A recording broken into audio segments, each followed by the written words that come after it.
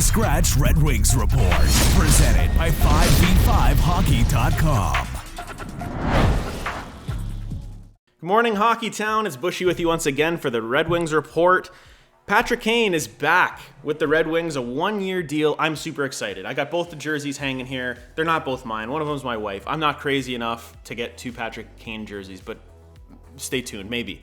So the Wings got him back 1 year, which is shocking. I thought he'd get 2 or 3. We all talked about that. I don't think anyone thought that Yzerman would be able to get this done with a 1-year deal, and he did. And it's a really good contract for the Red Wings, and I'm going to explain why. Now, number one, I think Patrick Kane fits this team. We've talked about this at length in previous videos, where I think he's a great top 6 forward for this team. He literally lives up to the name Showtime, gave us a lot of moments last year, and help the offense, help the power play, shootouts, all of that stuff. And just having that veteran presence is something that we really want. Now, people might go like, oh my God, he doesn't play defense. Again, he's not here to play defense. He is here for offense. He's here to score. He's here to make plays.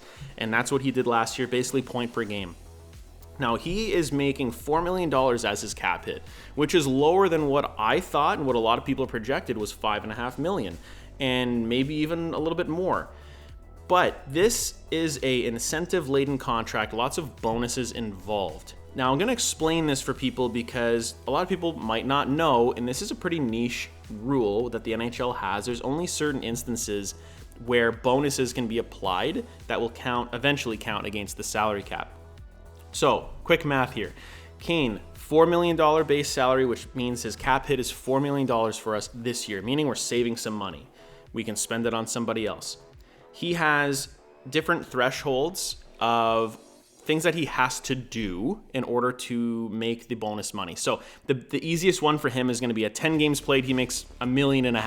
So that's going to happen. That $1.5 million will eventually count against the salary cap, and we'll get to why and when. And then a couple of the other ones is more, I think if he hits 60 games, he gets a little bit more. If they make the playoffs, if he plays most of the games, gets a certain amount of points, and they make the playoffs, it totals $6.5 million. So there are $2.5 million in bonuses, and I think that's the max that you can do is $2.5 million. And it can only be applied in certain situations. Number one being an entry-level contract, so if you're a rookie. Number two would be if a player's coming back from injury. And number 3 is Kane's situation, where you're 35 years old and you're signing a 1-year contract, which is exactly what they did. This is smart by Yzerman to basically save on the cap for this season. And what's going to happen is when Kane hits these benchmarks, and let's just say for fun he hits all of them, which means the Red Wings have a great season to make the playoffs and Kane does really well, that extra $2.5 million by the end of the season, if the Red Wings have the cap space, will be applied at that point. If they don't, if the Red Wings are a cap team and they spend, let's say they have $0 in cap space and Kane hits all of these bonuses, that $2.5 million is going to be applied to next season's salary cap hit, which I think will be about the increase in the salary cap each year, so it might kind of wash it out.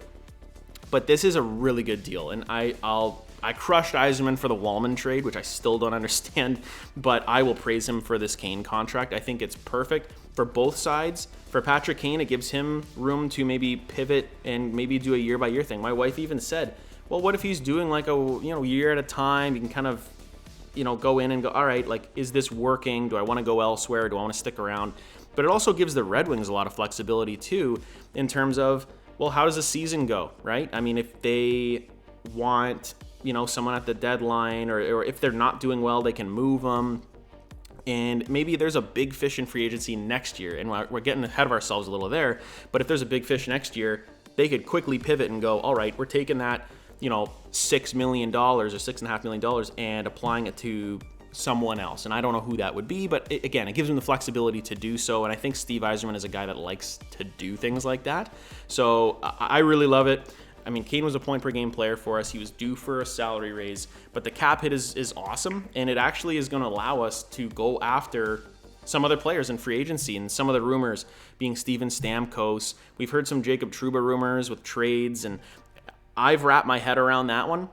For the first little bit, I'm like, I don't know if I really would want him, because I think like Roy or Zadorov, I've been on those kind of hype trains for a little bit. But with Trouba, you wouldn't be really giving up anything to get him because he'd be a pure cap dump. So I think you would maybe get a draft pick with him. And New York is reportedly going to retain salary. And if they don't, Justin Hall better be going the other way because you can't bring on $8 million for Jacob Trouba. So if they retained, $2.5, $3 million on him, I would definitely consider it because you'd be getting an asset back with him. So I would be okay with that. Apparently, he's kind of waffling about the idea. He's a little bit shocked that they're looking to trade him. With that contract, I don't think I would be. But who do you think the Wings might go after now? Because I think they've saved money with this Kane contract. They moved out Wallman's contract. They have a lot of space. And I know a lot of people go, oh, like Seider and Raymond.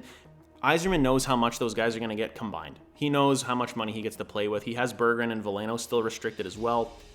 So those 4 guys, he has a number of here's how much they're going to cost me, give or take maybe $1 million, and here's how much I have to spend on free agents. And this Kane contract getting done before free agency starts is massive, that they didn't have to deal with this today where they're going after the other fish as well. And I think it gives them some flexibility to go, can we go after a guy like Steven Stamkos? Can we go after a guy like Matt Roy? Can they go and trade for a goalie? That's something that I think they might just rock with Husso and Lyon this year. Again, I was kind of going, I wouldn't want to do that, but a lot of the goaltending targets for the Red Wings that I was looking at have either re-signed or got traded already. And I've really got to the point now where in our armchair GM, I was looking at John Gibson. I don't really want John Gibson anymore. When I really, really looked at it, I don't know if that's a good move for the Wings to make. But there might be a couple cap dumps. We haven't heard anything about Justin Hall yet, and I think the reason that he hasn't been moved or bought out is just in case the Red Wings don't get anybody, which I think would be very disappointing, but he's insurance just in case they can't get anybody in free agency. But I think the Red Wings are set up really, really well. Now, if the Wings make a signing, make a trade today, I'm going to be watching Free Agents Frenzy all day.